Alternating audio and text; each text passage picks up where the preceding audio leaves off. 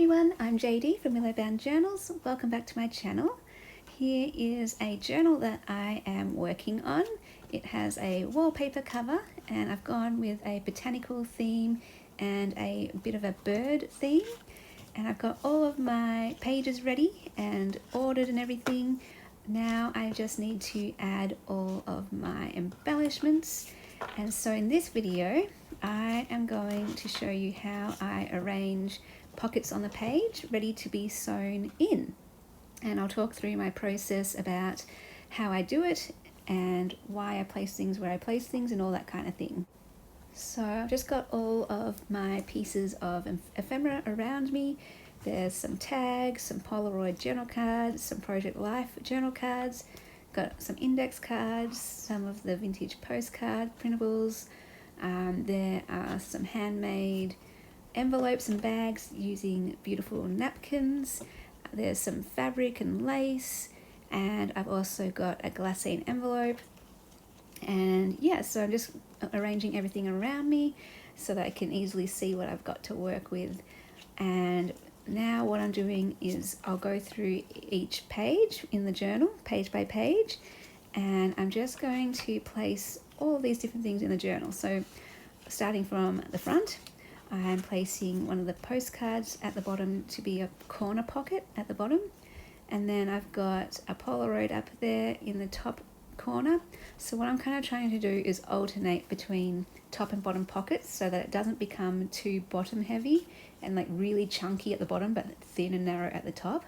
So this is why you can see I've got a Polaroid at the top on one side and a Polaroid at the bottom on the other side, for example. And I do work symmetrically. I find this is easiest for me and very systematic and methodical, I know, but I work going from like the front to the back, but I also work from, hang on, how am I going to say this? From the front page, I'll also go to the folded part of that page at the back so that I can lay out another piece at the back. And often what I'll do is use the same kind of pieces. So if I use a postcard at the front, I'll also use a postcard at the back on that same page, just so that I know things are evenly spaced. There's not going to be like postcard, postcard, postcard, journal card, journal card, journal card, if that makes sense. If that's what you want to do, that's also great. I mean, there's no rules. If that's what you like, that's awesome. But I like to space things out kind of evenly and not have too much of the same thing next to each other, if that makes sense. So I kind of alternate between each element.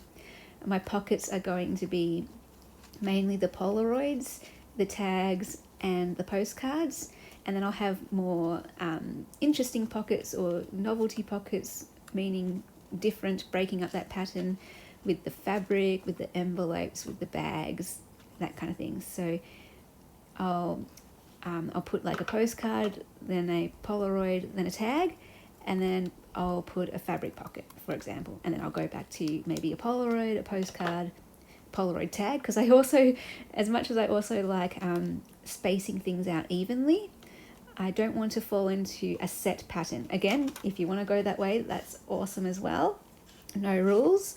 But for me, I'm looking to have a balance between things being evenly spaced, but also having things be interesting and make, when you turn the pages, you're not going to be like predicting, oh, this is what's going to come next. Not that anyone ever does that when they're turning a journal, but that's just the kind of things that run through my head, is just to make it engaging and interesting and different whenever you turn a page. That's what I love about junk journals. Or one thing I love about junk journals is just having that variety. And I love this page, by the way. This page is just so beautiful with those florals on the right. And often what I do as well with my placement is I'll look at what's on the other side of the page. So you'll notice that all my embellishments generally fall on a blank page because I don't want to cover over necessarily my feature pages, because they're pretty and I like them the way they look. So I don't want to cover them. So that's why I do have as well lots of blank space, not just to have writing space, but to give me blank pages that I feel okay with covering up with embellishments and pockets and things.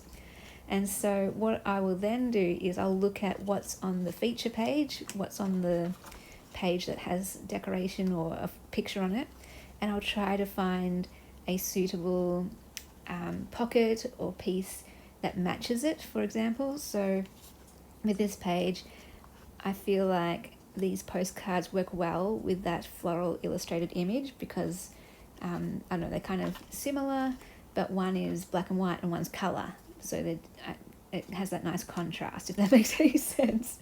And so I'm just trying to make sure there's no colours that are clashing, that the images won't clash with what's on the page, and trying to make it all work together. So I just keep working my way through it, alternating between the different pieces, alternating with going top and bottom, and yeah.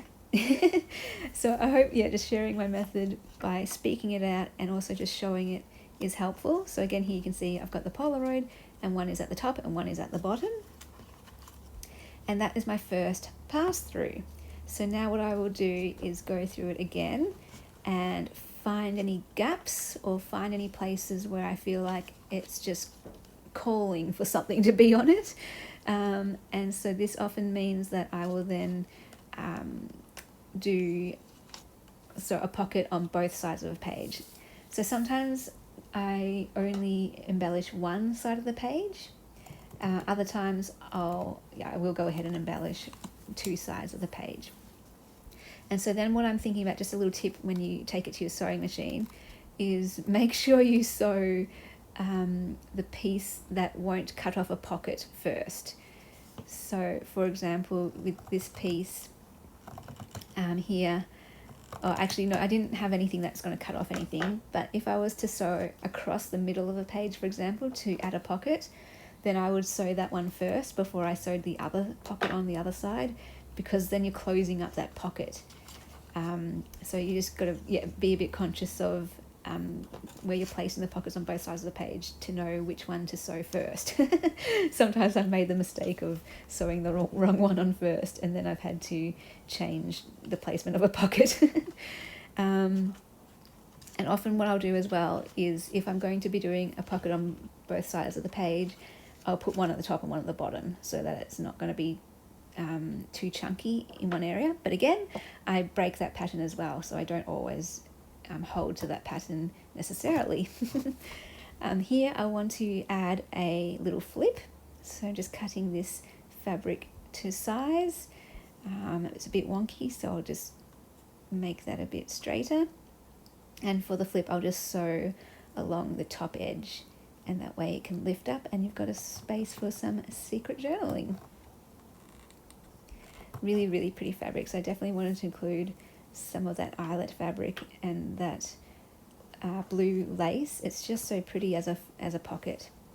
Another thing to note is I didn't put the lace on the blue paper because it just blended in too much. Like, you could if you want again, but you couldn't really see the blue lace, and I really wanted to have that stand out as a feature on the page. So I made sure to have that on a coffee dye page so that it could really stand out. And so just going back and forth through it. Sometimes when I do take it to my sewing machine, it does change the layout, because I'll realize I like this better over there or something, or I realize, oh, that's going to close off that pocket or something. So I'm laying out some of the bags and the envelopes as well with the flaps. Those ones I can just glue in, or I can peel off the backing of the envelope flap and stick that in. And so just a little tip with that one as well is, sew it first and then glue, because sometimes I've glued it in first and then I realise, oh, I can't now sew the pocket on the other side because I've just glued it in. Just because the sewing machine doesn't like going through the glue necessarily, or through the glue on the envelopes. But if I know it's all good, then I can stick it on, and I'm just giving you a flip through now of what it looks like with all of the sewing done. It looks so cool with sewing, I reckon. I absolutely love it. So I hope this video was helpful. If you have any questions, feel free to ask in the comments.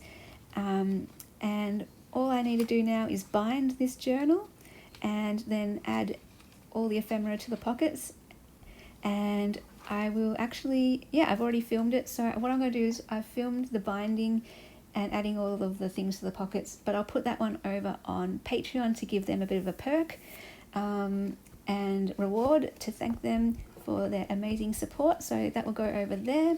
And also because I've already shown how to bind a journal numerous times on my channel. So if you're looking for how to bind, feel free to just search on my channel binding and that will come up. But if you want to see how I bind this particular journal and embellish the rest of it, check Patreon in the link below. Thanks for watching, guys. I'll see you later. Bye.